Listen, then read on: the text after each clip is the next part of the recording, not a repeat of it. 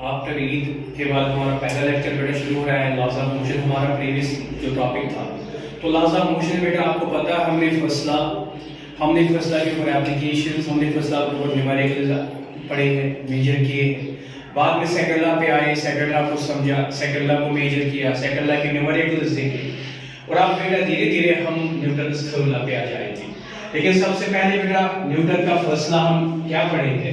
आपको मालूम है बेटा फर्स्ट लॉ जो न्यूटन का है, फर्स्ट लॉ में यही कहता है कि अगर सिस्टम पे होगा नेट फोर्स जीरो, अगर सिस्टम पे होगा नेट फोर्स जीरो तो सिस्टम पे होगा नेट एक्सेलरेशन तो जीरो।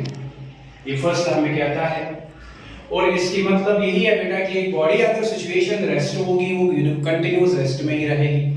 अगर एक बॉडी मोशन में होगी तो वो मोशन उसकी यूनिफॉर्म होनी चाहिए, कांस्टेंट वेलोसिटी बॉडी को मोशन होनी चाहिए। तो यानी बॉडी रेस्ट है तो रेस्ट कंटिन्यूअस रहेगी, सेम कंटिन्यू करेगी। बॉडी मोशन होगी तो इसकी वेलोसिटी होगी कांस्टेंट, इसकी वेलोसिटी होगी कांस्टेंट।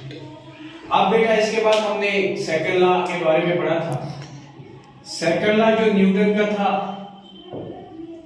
सेकंड लॉ जो न्यूटन का था वो क्या था बेटा?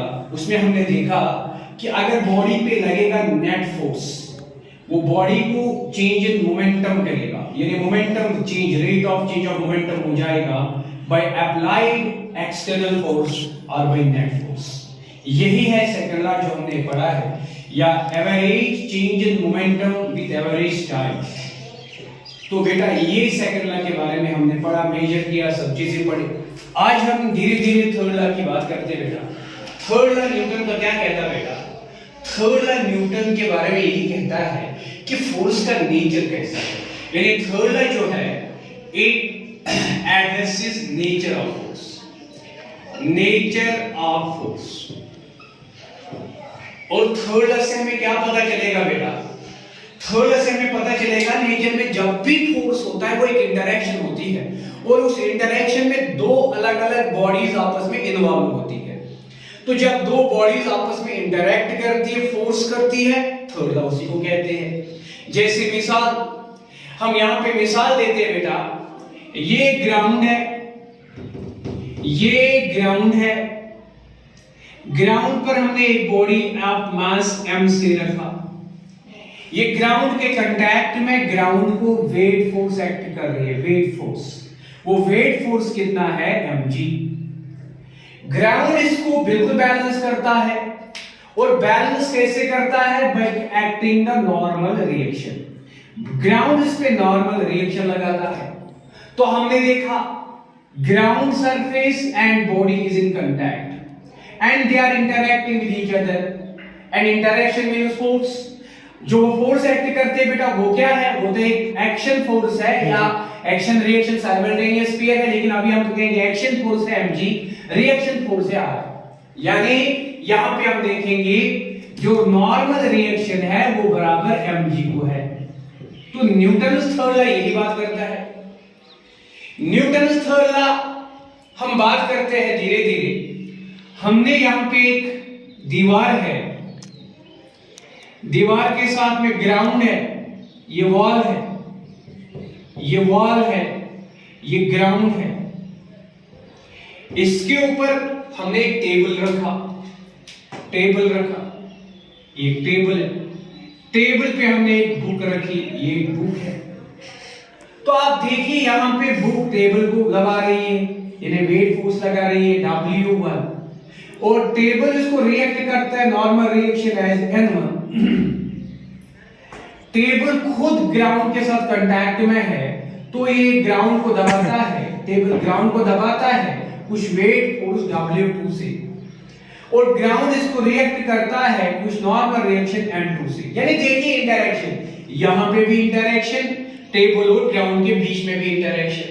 तो इंटरेक्शन हमेशा दो अलग अलग बॉडीज को इन्वॉल्व करती है, उनके बीच के फोर्सेस बताती है और यही कहती है कि हमेशा आप देखोगे जहां एक्शन होगा, जहां एक्शन होगा वहां रिएक्शन भी होगा, जहां एक्शन होगा वहां रिएक्शन भी होगा। चलिए इसको एक्शन कहो, इसको रिएक्शन कहो। तो बेटा ये चीज थर्ड लॉ हमें क्लियर करता है कि नेचर में जब भी आप देखोगे फोर्स को, तो ये फोर्स आपको कैसे मिलेगा? तो ये फोर्स आपको नेचर में इंटरैक्शन पेयर से मिलेगा, दो बॉडीज की इंटरैक्शन होगी और वो दोनों बॉडीज आपस में इक्वल फोर्स एक्ट करेंगे, लेकिन वो फोर्स की डायरेक्शन अपोजिट होगी और अलग अलग बॉडीज पे फोर्स लगेंगे। तो बेटा जैसे हम बात करते हैं horse and cart problem, horse and cart problem, तो आप देखिए कॉट के साथ घोड़ा बांधा हुआ है, ये ग्राउंड है और ये कॉट है, ये ग्राउंड है, ये कॉट है, ग्राउंड पर कॉट है और कॉट के साथ एक कनेक्टिव रॉड है, आगे हॉर्स है और हॉर्स के ये फुट है। आप देखिए कॉट, आप देखिए कनेक्टिंग रॉड और कनेक्टेड रॉड, आप देखिए हॉर्स। जब हॉर्स एक्ट करता है ग्राउंड पर, एक्ट करता है ग्राउंड पर, ये एक्शन का फोर्स, एक्ट होना, तो ग्राउंड रिएक्ट करता है हॉर्स पर, इक्वली रिएक्ट करता है, तो इन दोनों का रिजल्टेंट आपको मिलेगा आगे। खैर हमें एक्शन और रिएक्शन की बात करनी है, साथ में इसी टाइम पर कॉट भी देखिए, कॉट ग्राउंड को वेट एक्ट करता है, वेट एक्ट करता है, ग्राउंड नॉर्मल रिएक्शन एक्ट करता है, साथ में ये हॉर्स इस कनेक्टिंग रॉड, देखिए यहां पे भी पियर ऑफ फोर्स, यहां पे भी पियर ऑफ फोर्स, इंटरैक्शन जहां मिलेगी वहां पियर ऑफ फोर्स होगी और दो अलग अलग बॉडीज आपस में इंटरैक्शन में आएंगी। आप देखिए ये कनेक्टेड रॉड को हॉर्स आगे फोर्स करता है, यानी हॉर्स इसको एक्ट करता है आगे फोर्स, लेकिन ये जो कॉट है ये हॉर्स को थ्रू द कनेक्टेड रॉड पीछे रिएक्ट करता है। So action reaction, action reaction, pair of force, pair of force, pair of force. So not हम यही कहेंगे, थर्ड लॉ यही कहता है। क्या कहता है थर्ड लॉ बेटा? नेचर में जब भी फोर्स की इंटरैक्शन होगी, हमेशा नेचर में फोर्स इंटरैक्शन में हमेशा पेयर में एग्जिस्ट करता है और ये फोर्स दो अलग अलग बॉडीज की इंटरैक्शन होगी और ये दोनों फोर्स बराबर होंगे, अपोजिट होंगे, लेकिन अलग अलग दो बॉडीज पे एक्ट करेंगी। अगर बेटा ये दोनों फोर्स एक ही बॉडी पे एक्ट करते तो नेट फोर्स जीरो होती, लेकिन ऐसी बात नहीं है। हाँ, ऐसी बात नहीं है बेटा, ये दोनों फोर्स अलग अलग बॉडीज पे एक्ट कर रही है, यानी ग्राउंड पे एक्ट करती है वेट फोर्स और बॉडी पे एक्ट करती है रिएक्शन फोर्स, तो ये इंटरैक्शन पेयर ऑफ फोर्स से बनती है। तो थर्ड लॉ की यही पहचान है। तो अगर हम थर्ड लॉ की बात करेंगे स्टेटमेंट के साथ तो क्या कहेंगे? हम यही बात कहेंगे, थर्ड लॉ कहता है to every action there is equal and opposite reaction, और you can say in a set of interaction between two bodies always a pair of force come into existence which acts on two bodies in opposite direction equal in the magnitude. So this is the third law. But remember ये हमें ये भी कहता है in nature force never occur singly, always occur in pair. तो बेटा यहाँ पे हम लिखेंगे थर्ड लॉ की स्टेटमेंट। तो आप ये चीज नोट करेंगे, एग्जांपल इस बाद में भी लिख सकते हैं आप, लेकिन स्टेटमेंट में हम कहेंगे it states that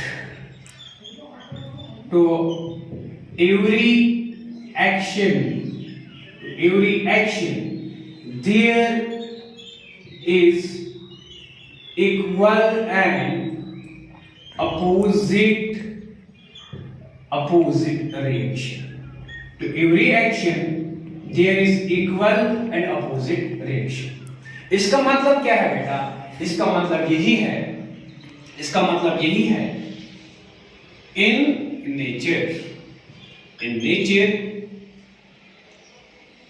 when a pair of bodies interact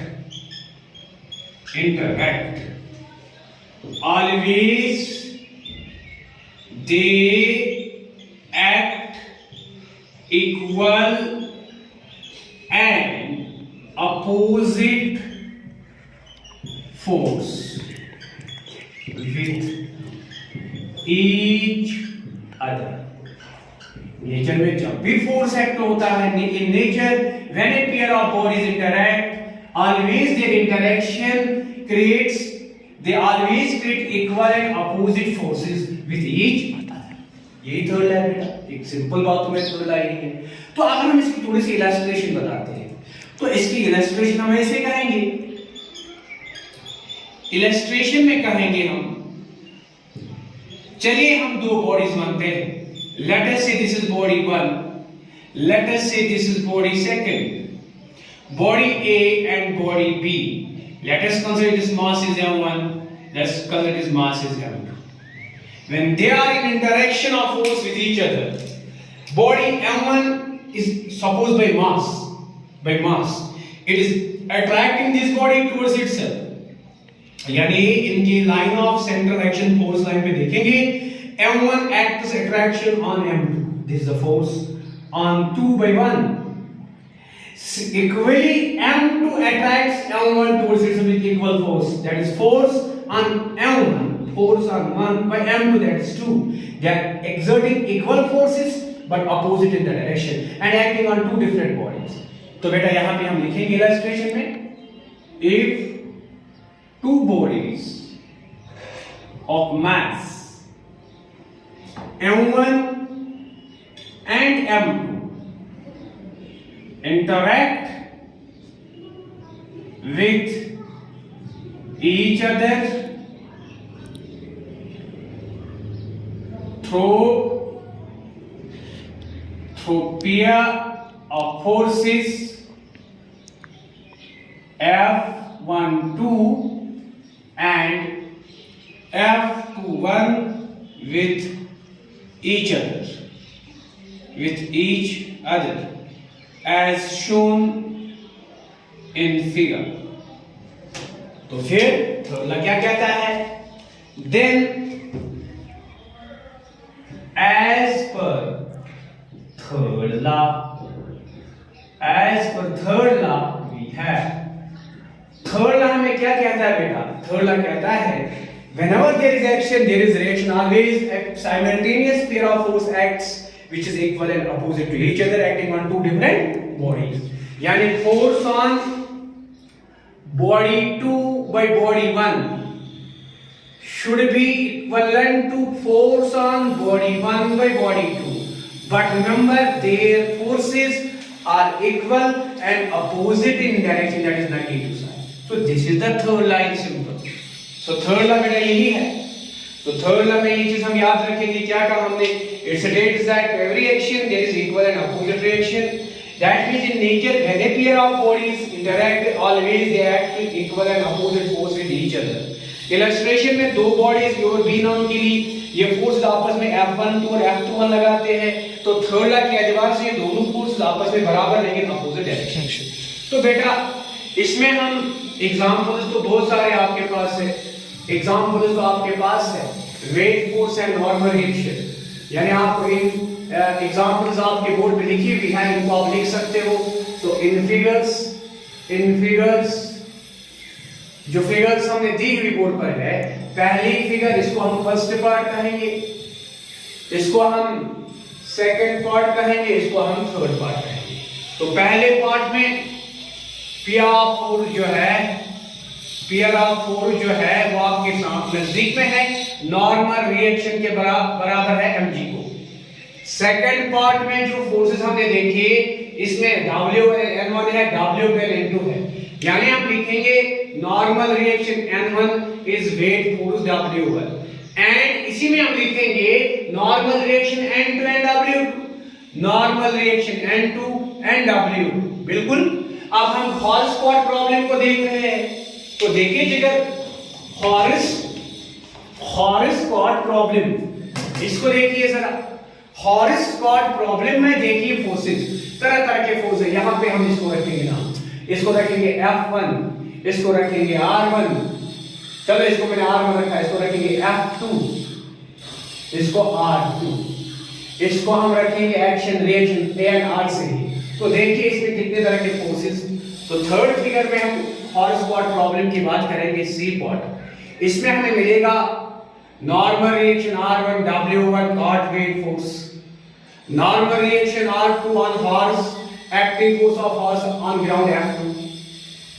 connecting rod पे फोर्स का लगने वाला फोर्स एक्शन A और रॉड का लगने वाला reaction R. They are equal but they are opposite. You can have negative sign with them. Indicating negative sign everywhere means they are equal and opposite. So यही है third law की interaction बेटा. Nutshell में third law की कुछ examples हमने यहाँ पे एड्रेस किए बेटा. बिल्कुल आप आसानी से इनको समझ सकते हो. लेकिन आइए बेटा कुछ इंपॉर्टेंट नोट पॉइंट जो थर्ड लॉ से हम निकालेंगे. चलिए थोड़ी देर के लिए हम वीडियो को पॉज. चलिए बेटा अब कंटिन्यू क्लास करते हैं बेटा. थर्ड लॉ पे कुछ हम बातें किए कि हमने देखा अगर बॉडी 1 पे लगता है बॉडी 2 का फोर्स इन डायरेक्शन में, एक बॉडी 2 पे लगता है बॉडी 1 का फोर्स इन डायरेक्शन में, ये दोनों फोर्स मैग्नीट्यूड से बराबर अगर डायरेक्शन के साथ देखा जाए तो अपोजिट.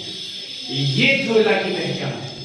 लेकिन इसमें कुछ नोट पॉइंट्स के साथ समझाएंगे. पहली बात भाई ये फोर्स का नेचर कैसा हो, क्या एक मास को होगा एक चार्ज को होगा? नहीं, ये बात वही है. तो याद रखिए कुछ बातें यहां पे याद रखेंगे. नंबर 1, जब भी फोर्स एक्ट पेयर में आता है ऑलवेज फोर्स एक्ट पेयर में होता है. यानी फोर्स हमेशा एग्जिस्ट पेयर में होता है. यानी force always exist in pair.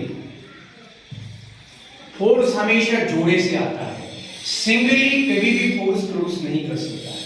अगर कोई कहेगा मैंने फोर्स सिंगली प्रोड्यूस किया, या तो उसको अंडरस्टैंडिंग की कमी होगी या तो वो कोई ड्रीम बता रहा होगा. क्योंकि अब हम देखें एक्शंस बहुत सारे जिनमें देखेंगे लगता है हमने एक ही फोर्स क्रिएट किया, लेकिन वो होता है सेकंड लॉ का कंसेप्ट नेट फोर्स. चलिए इस पे बात करते हैं बाद में. मैं दूसरा पॉइंट नोट करता हूं, ये हमेशा एक्शन एंड रिएक्शन होता है. It always appear as action and reaction pair. Yes sir. Action and reaction pair. So that means pair में तो आएगा लेकिन act to react ये वाला कंसेप्ट हो रहा है. Act to react और action reaction simultaneous है. कोई स्टूडेंट आएगा रिएक्शन कोई action no problem because this is simultaneous forces. तो देखिए बेटा ये कोई केमिकल चेंज नहीं, पहले इसको एक्ट होना फिर रिएक्ट होना, ये तो एट ए टाइम दोनों एक्ट होते हैं. थर्ड पॉइंट याद रखिए इस फोर्स का जो नेचर है वो तो एक ही, यानी force pair always is of same. यानी एग्जिस्टिंग फोर्स का ना कोई नेचर, अगर मास है मास से, अगर चार्ज है चार्ज है. सो याद रखो ये चीज कि force has a nature to it. So remember nature of force pair. Nature of force pair is same. Nature of force pair is same. आइए बेटा हम आपको बताते हैं. कोई स्टूडेंट कहेगा सर देखिए ये मेरी कार थी, ये मेरी कार थी, इसकी बैटरी डाउन थी, तो फिर मैंने क्या किया, मेरा दोस्त साथ था, मैंने बोला उसको धक्का मारो. मेरा दोस्त आया, उसने धक्का मारा, कार में मोशन आ गई. तो देखो मैं माइक लगा दूं, मैंने फोर्स सिंगली प्रोड्यूस की क्योंकि मैंने इसको फिजिकली पुश किया, कार चली मोशन में आ गई. तो सर क्या मैंने सिंगली फोर्स प्रोड्यूस नहीं की? मैं कहता हूं बेटा ऐसी बात नहीं है. आपके पैर कहां है कांटेक्ट में? सर ग्राउंड के साथ, रोड के साथ. बेटा ये रोड को आप दबाते हो, एक्ट करते हो, और रोड आपको रिएक्ट करता है. तो ये रिएक्ट कहां से आता है? ये रिएक्ट आपको ground of contact with the foot आता है. तो चलो थोड़ी देर के लिए मैं आपको कि आप कहोगे सर मैं नहीं मानता हूं, मैंने जो खुद मस्कुलर फोर्स एक्ट किया, कॉल के लिए आप कहते हो ग्राउंड ने फोर्स दिया, कैसे पॉसिबल? मैं कहता हूं बेटा थोड़ी देर के लिए समझो, आपका जो ग्राउंड इन कांटेक्ट है वो फ्रिक्शन लेस है, वो आईसी है, वो तो बिल्कुल आपके पैर इसमें रुक नहीं पाएंगे. तो थोड़ा सा आप इसको फोर्स लगाइए, आपके पैर फिसल जाएंगे. जब आपके पैर फिसल जाएंगे तो आपके टांगों में चोट आएंगे, लेकिन आपका कोई फोर्स कार पे नहीं लगेगा. क्यों नहीं लगेगा? क्योंकि आपने एक्ट किया तो वो एक्शन नहीं बना. जब वो एक्शन ही नहीं बना तो रिएक्शन भी नहीं बना. आप एक्ट करते ही फिसल गए, आपके पैर ग्राउंड से कांटेक्ट में नहीं रह गए. तो यही वजह है आपको रिएक्शनल फोर्स वजूद में नहीं आया, जिसकी वजह से आपकी कार दौड़ रही. तो याद रखिए यहाँ पे भी एक्शन एंड रिएक्शन है. Act on the ground by your foot, react by ground on you. So तो जो फोर्स आप कार पे लगा रहे हो बाहर से, ये फोर्स आप नॉन फोर्स लाते हो, ये तो ग्राउंड में दिया आपको। चलिए बेटा यही सिचुएशन अगर हम कार के अंदर सोचेंगे, कार के अंदर आप सीट पे बैठे हो तो आपकी कार में बैटरी डाउन, दोस्त कहते चला यार धक्का मार के देखो यार मैं नीचे बाहर क्यों जाऊंगा, मैं काहिल हूं इस चीज का, मैं बाहर नहीं आऊंगा, मैं सीट पे बैठ के यार धक्का मारा। लेकिन सीट पे बैठकर आप अपने बैक से कार को पीछे धक्का मारते हो, कार आपके आर्म्स को आगे रिएक्ट करती है, ये दोनों फोर्स, आपके सीट का फोर्स भी कार पे लग रहा है, आपका रिएक्शन को जो कार ने दिया वो भी कार पे लग रहा है, तो बॉडी एक ही है, इसी पे आप एक्ट भी करते हो रिएक्ट भी करते हो। जब दोनों फोर्स एक ही बॉडी पे लगेंगे, equal and opposite, net force body पे हो जाएगा जीरो, तो आपकी कार चलेगी नहीं। अंदर बैठकर आप वही फोर्स लगाओ, आपकी कार नहीं चलेगी, बाहर जाके फोर्स लगाओ, कार चलेगी। ऐसा क्यों? क्योंकि अंदर में जाके आपका एक्शन आप सीट पे बैठकर कार में भी है और आपके आर्म्स का रिएक्शन भी कार में भी है, तो दोनों फोर्स कार पे लग रहे हैं, equal and opposite, they cancel, that force is zero. तो न्यूटन का सेकंड लॉ यहां काम करता है। एक बॉडी को मोशन कब होता है? न्यूटन का थर्ड लॉ ये नहीं कहता बॉडी को मोशन होना है, न्यूटन का सेकंड लॉ कहता है बॉडी को कब मोशन होगा, बॉडी को तब मोशन होगा जब बॉडी पे नेट फोर्स लगेगा। तो यहां पे नेट फोर्स जीरो, लेकिन यहां पे नेट फोर्स जीरो नहीं है, इसलिए बॉडी मोशन होगी। तो थर्ड लॉ के साथ second law is the universal law, second law is the real law, because ये हर कोई बात बताता है, इसमें थर्ड लॉ भी कंसीडर होता है, फर्स्ट लॉ भी कंसीडर होता है। तो सेकंड लॉ हमें यही कहता है कि बॉडी में मोशन आना, बॉडी रेस्ट होना, ये सेकंड लॉ का काम है। थर्ड लॉ खाली इतना कहता है फोर्स जब भी नेचर में होता है, ये एक इंटरेक्शन होता है, पेयर ऑफ फोर्स होती है जो दो अलग-अलग बॉडीज एक्ट करती है आपस में, equal and opposite, and hence they are acting equal and opposite forces. और एक बॉडी कब मूव करेगी? जब उस पे होगा नेट फोर्स। आप कार के बाहर लगाते हो, कार फोर्स, नेट फोर्स हो जाता है, कार को मोशन करती है। आप कार के अंदर बैठकर कार पे लगाते हो सीट पे फोर्स अपने बैक से, इक्वली कार आपको रिएक्ट करते हैं, फॉरवर्ड कार पे फोर्स लगाते हो, दोनों फोर्सेस कार पे लगते हैं, आप बैक और फॉरवर्ड में, तो दोनों कैंसिल करते हैं, नेट फोर्स जीरो। तो सीधी बात है, सेकंड लॉ कहता है जब फोर्स नेट जीरो होगा तो momentum, rate of change of momentum is zero, तो बॉडी में मोशन नहीं आएगा, तो रेस्ट में ही रहेगी। तो ये बातें बिल्कुल सिंपल थी जो हम थर्ड लॉ के बारे में बात कर रहे थे। तो देखिए बेटा थर्ड लॉ की बहुत सारी मिसालें हम देखेंगे बेटा वायर्स में, सिलेंडर्स में, रूप्स में, स्प्रिंग्स में, थर्ड लॉ की एप्लीकेशंस सेकंड लॉ के साथ, क्योंकि second law is very real law. So देखिए बेटा कुछ हम न्यूमेरिकल की बात करते हैं। अगर हम कुछ न्यूमेरिकल्स की बात करते हैं, कुछ सेंस ऑफ न्यूमेरिकल बनाते हैं। सेकंड लॉ में हमने ये भी लिखा, जब सिस्टम पे नेट फोर्स जीरो होती है, इंटरनल फोर्सेस हो भी उनका इफेक्ट नहीं होता है नेट में, जब नेट फोर्सेस जीरो होते हैं तो चेंज ऑफ मोमेंटम होता है जीरो। जब चेंज ऑफ मोमेंटम होता है जीरो तो सीधी बात है, आपको पता है सेकंड लॉ में ये बात हमें क्लियर है, इफ अगर फोर्स होगा जीरो तो rate of change of momentum भी जीरो होगा। तो आपकी मैथमेटिकल टूल डिफरेंशिएशन कहती है आपको उस टाइम होता है चेंज ऑफ क्वांटिटी जीरो जब वो कांस्टेंट होती है, तो क्वांटिटी p है यानी मोमेंटम है, ये कांस्टेंट है, तो दैट मींस इसको हम कहते हैं कंजर्वेशन लॉ ऑफ मोमेंटम। इसको भी हम ध्यान में रखेंगे, सेकंड लॉ के साथ हमने इसको जोड़ा था। अब हम यहां पे बात करते हैं कुछ सीधी बातें। एक बात, एक कैलकुलेशन, न्यूमेरिकल नंबर 1 हम देखते हैं। यहां पे एक स्ट्रिंग है, ये रस्सी है, और यहां बंदर ने देखा यहां केला है, और बंदर को केले पे नजर पड़ी तो रस्सी भी देखी, तो बंदर ने तुरंत रस्सी को पकड़ा और केला खाने के लिए चढ़ने लगा। बंदर का कुछ मास है सपोज 15 kg। बंदर जब आगे चढ़ने लगा तो बंदर कुछ एक्सेलरेशन रखा सपोज 2 मीटर पर सेकेंड, श्योर। तो बंदर जब रस्सी को पकड़ा तो फोर्स एक्ट किया और वो फोर्स बनेगा रस्सी पे बंदर का वेट फोर्स, और वो होता है mg, और g अप्रोक्सीमेटली लेते हैं 10 मीटर पर सेकेंड। लेकिन रस्सी कितना बर्दाश्त करेगी वो इसके आसपास होता है internal molecular nature, that is called tension. इसका कितना टेंशन, श्योर। तो आप देखिए, आपसे क्वेश्चन हमारा है बेटा एक रस्सी को चढ़ रहा है बंदर केला खाने के लिए, यहाँ पे बनानास है, तो इनको खाने के लिए बंदर चढ़ रहा है, इसका इतना मास, इसकी इतनी एक्सेलरेशन चढ़ने में, रस्सी के पास कुछ टेंशन आएगा बिकॉज़ बंदर को के इस अप्लाइड फोर्स को रिएक्ट करेगी, action and reaction, it is action, it is so third law हो रहा है, third law is valid here. लेकिन हम आपसे पूछते हैं फाइंड टेंशन, टेंशन बताओ, तो थर्ड लॉ भी वैलिड है, टेंशन बताओ कितना है बेटा, तो सिंपलीफाई हम इसको करेंगे, हम क्या कहेंगे बेटा, हम इसमें पता है हमें एक्शन एंड रिएक्शन है, लेकिन हमें ये भी सेकंड लॉ से पता चलता है net force is R is equal to mass plus X, तो हम लिखेंगे V है, अगर हमें टेंशन चाहिए तो फोर्स नेट होता है मास क्रॉस एक्सेलरेशन।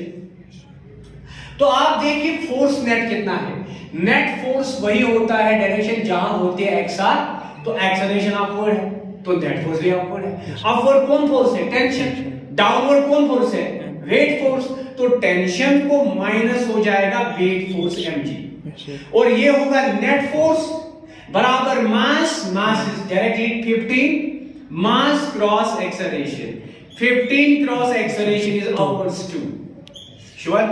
तो बेटा टेंशन कितना बनेगा, टेंशन T बनेगा, आप देखिए जरा ये 30 बनेगा, और खुद हम देखते हैं ये मास बंदर का कितना है, ये मास बंदर का है 15 और g का वैल्यू अप्रोक्सीमेटली 10 लिया, तो यहां से बन जाएगा 15 मल्टीपल 10 150, सो ये 150 बनेगा बिकॉज़ ये 15 है, ये 10 है, 10 15 मल्टीपल इज 150, लेकिन ये माइनस 150 यहां आके प्लस 150 बनेगा, श्योर। सो बेटा टोटल टेंशन जो आपको मिलेगा वायर में, यानी 150 प्लस 30 इज 180 न्यूटन, यानी कितना टेंशन डेवलप करेगी वायर इस सारी सिचुएशन को बैलेंस कर ले, 180 न्यूटन। टेंशन का एक लिमिट होता है, उसके बाद वायर टेंशन को बर्दाश्त नहीं, एक तो फिर टूट जाती है, कट होती है, ब्रिटलनेस आती है, दैट मींस हम जानते हैं अगर ये वायर अभी भी बर्दाश्त कर रही है, इसका मतलब इसका टेंशन जो है, इसका जो सॉरी इसके अंदर जो ब्रेकिंग सेंटर से ब्रेकिंग पॉइंट है वो इससे ज्यादा होगा। तो याद रखिएगा ये एक सिंपल न्यूमेरिकल हमने थर्ड लॉ देखना था, एक्शन रिएक्शन, साथ में सेकंड लॉ से वैलिड कर दिया, टेंशन को मेजर कर दिया, ठीक है बेटा। ऐसी एक और न्यूमेरिकल की हम बात करते हैं बेटा, यहां क्रिकेट बॉल और बैट की बात करते हैं। एक क्रिकेट बॉल, अगर बॉलर ने बॉल फेंकी जिसका मास 150 ग्राम है, बॉलर ने बॉल को फेंका at the velocity of 12 metre पर सेकेंड, फिर ये बॉल बैट को हिट करती है, after hitting to bat with time of 0.01 second, इतने ही टाइम में, comma, it change its direction, इसकी डायरेक्शन, बॉल की डायरेक्शन चेंज होती है with velocity, वापस में वेलोसिटी आएगी, with velocity v2 suppose 20 metre पर सेकंड। स्टॉप। क्वेश्चन हमारा है फाइंड, क्वेश्चन हमसे पूछता है find number 1 impulse on the bat, जो बॉल इंपल्स एक्ट करती है बैट पे, यानी impulse of ball means bat पे बॉल का कितना इंपल्स रहा। इंपल्स हमने पढ़ा है, इंपल्स को हम कितने टर्म से मेजर करते हैं, impulse is force into time interval. अगर फोर्स पता नहीं तो हम इंपल्स को चेंज ऑफ मोमेंटम के बराबर में देखते हैं। दूसरा point average force of ball on bat. दो चीजें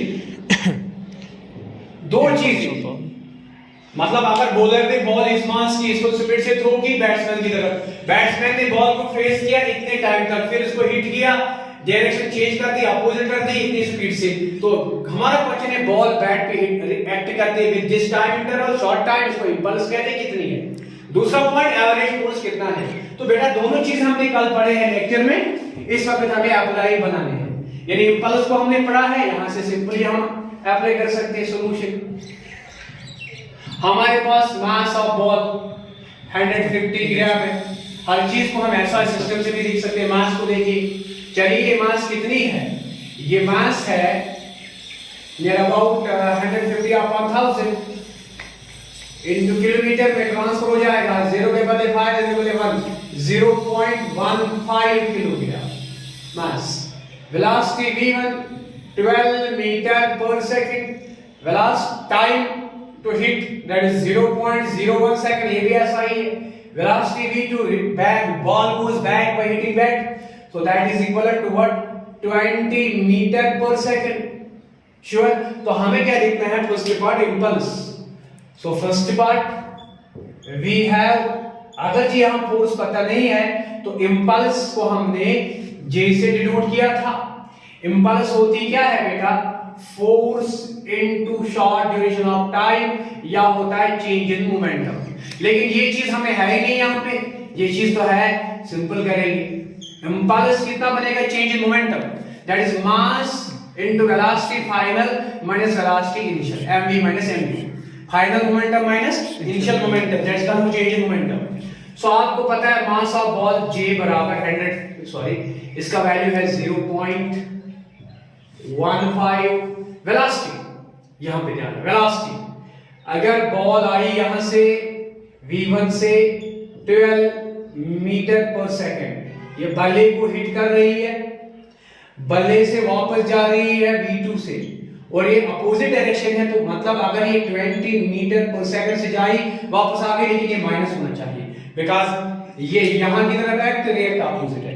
इसलिए बेटा अगर मैं v का लिखूंगा वैल्यू 20, लेकिन मुझे लिखना है -20. क्लियर? और साथ में माइनस है u का वैल्यू कितना है बेटा? 12.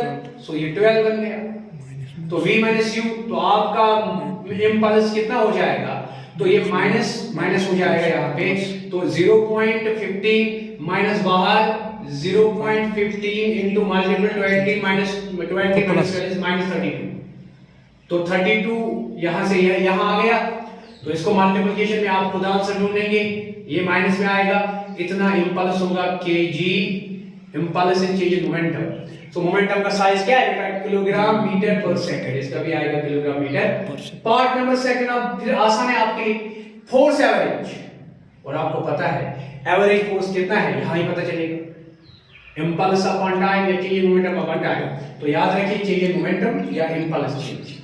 आप इंपल्स भी कह सकते हैं, आप चेंज इन मोमेंटम भी कह सकते हैं. चलिए हम लिखेंगे यहां पे impulse upon time, short duration of time.